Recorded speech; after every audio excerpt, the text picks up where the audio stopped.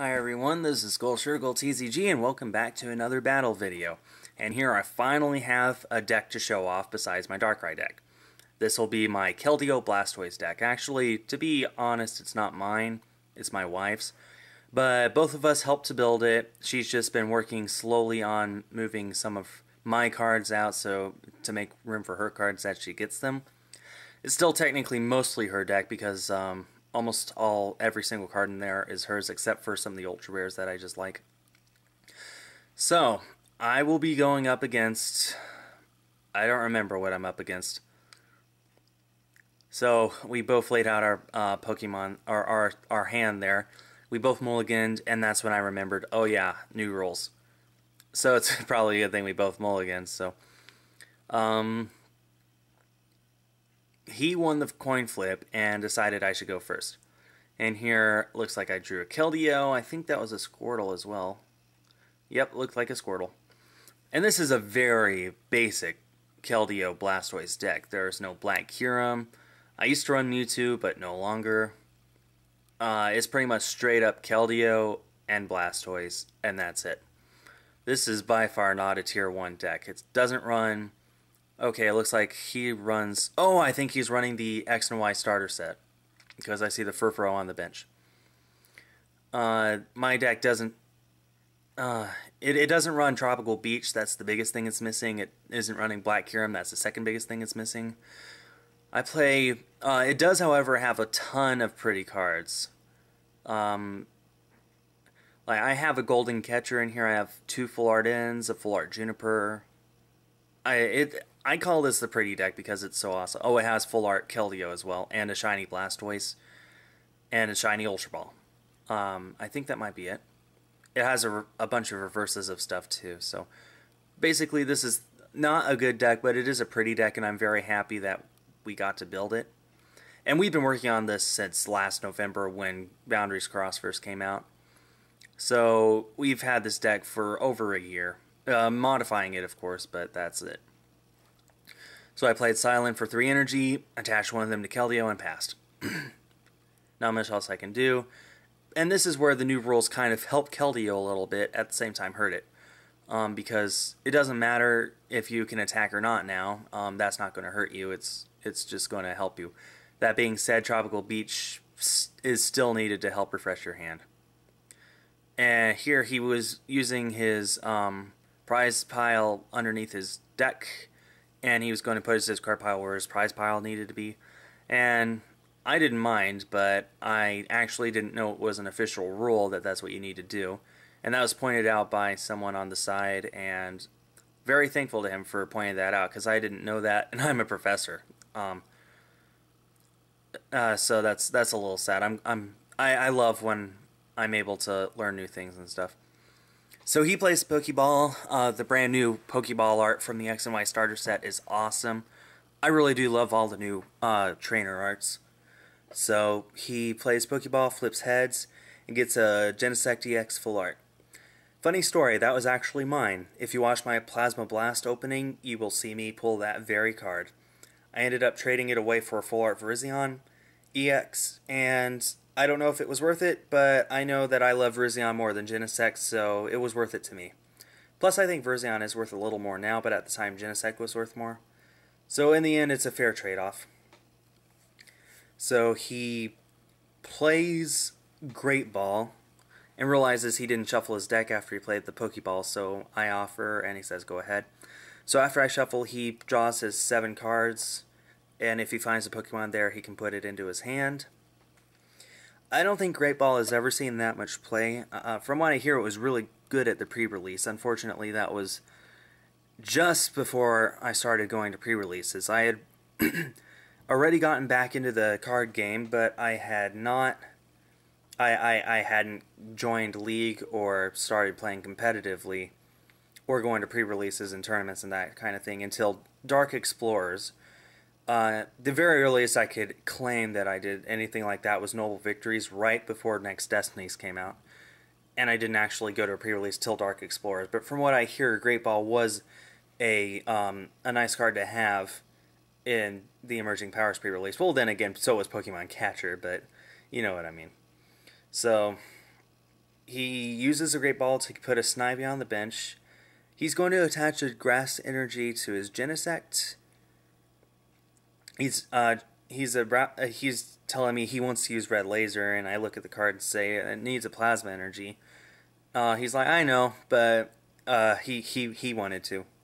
Is all he was trying to tell me. So, Genesect is actually really good against Keldeo because Keldeo is weak to grass. So, he's going to pass. I draw a Water Energy and attach it to Keldeo. And then put a Squirrel on the bench and play Professor Juniper. I believe that was my full art Professor Juniper I used. I draw 6 cards because I saw the N at the top of my deck. Then I think, oh, I played Juniper, not N. So I draw my 7th card. I draw a Rare Candy, so I evolve into Blastoise. I Deluge onto the Keldeo.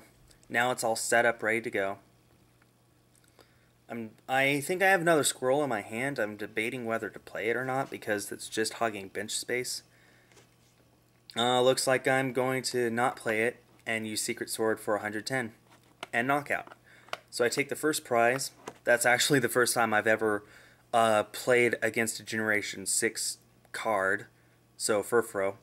Now I have it on film, the very first time I played against a Generation 6 card, and first time I beat one. But that's fine, he wanted it to go so he would have time to power up Genesect. So he promotes his Erica's Bulbasaur from the Gym Challenge series, a bit far back. Evolves his Snivy and Servine, attaches a Fire Energy to Genesect and passes. I now have 2 Blastoise in play thanks to the Rare Candy and another Blastoise. I Deluge onto the Blastoise. I'm going to also play Silent and attach another 3 energy. Now the Blastoise is all ready to go as well.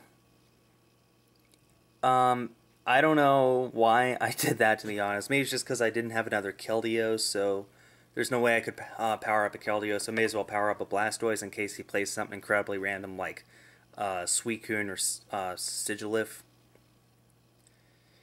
Regardless, I'm just going to power up the Blastoise just in case and knock out Erica's Bulbasaur with my Keldeo. So, he drew a Burbank City Gym. He's also playing Revive, which is out of format. That's fine. He has an Erica's Bulbasaur, and I didn't mind. So he's going to attach a Fire Energy to Servine. He's going to use his attack. I think that's Dual Blade, maybe? It does 10. Flip a coin. If heads, it does 30 more. And since he flipped heads, and since I'm weak to grass, that actually did 80 damage for 1 energy. That was impressive. I was actually a bit surprised by that because I was like, wow, 80 damage for 1 energy? Oh, of course, it did require a coin flip, so I think his Victini would have been, a Victory Star Victini would have been nice to have. I just played the Golden Catcher, Flip Tails. And I still have people who say take out Catcher, put in something more useful. And honestly, it's I am torn with that. You know, I love Catcher because there's the possibility you can flip heads, but at the same time, it does require the flip, and that makes it less reliable. If you get it late game and your life depends, your match depends on the Catcher flip and you flip Tails, that's disappointing. That being said, it is a fun card for when it does work. It's just like Crushing Hammer. People played Crushing Hammer a lot, especially in Darkrai decks. Not because it was that good per se, but because it had the possibility of being good. So I knock out his Servine with my Keldeo and take another prize. And he pronounces his Genesect. He really needs a Grass Energy here, but he does not have one. He could play Revive and put something on the bench, anything, but I'm down to 2 prizes anyway, and if I knock out this Genesect, I've won regardless. Genesect only has 170 HP, and Secret Sword does 50, plus 20 for each Water Energy attached, and since I have 3 Water Energy attached, I'm doing 110. I only need to attach 3 more energy, and I can one-shot this Genesect. And that's why Keldeo is good, because if you're up against a huge opponent, you can just keep attaching energy to do more damage to the point where you can one-shot literally anything, so long as you have the energy in your deck and on the Keldeo. So I am just looking to one-shot this. I need one more energy, and I Juniper, and I draw the energy. This will be the game. I actually drew 2 energy there, so I will be doing 190 to the Genesect instead of just 170. And that's the game. My last 2 prizes, well, 3 prizes. So he could have played Revive, but he knew he was beat, so. Tool Scrapper, obviously there for the Garbodor. The Full Art Keldeo was prized. I'm sorry you guys couldn't actually see it in play. It's such a pretty card. But that is the match, and I love playing this Keldeo deck. Again, it's not tier 1. That kind of helps when I'm up against the lower players. That being said, because Keldeo can just power up more and more and more, if either of us has a slow start, then that can be devastating even midway through the game when I just power up Keldeo and there's no way to take it out. But yeah, I love playing this Keldeo deck, and hopefully I will be recording more videos of Keldeo Blastoise later on. So that's it for this video. Thanks everyone for watching.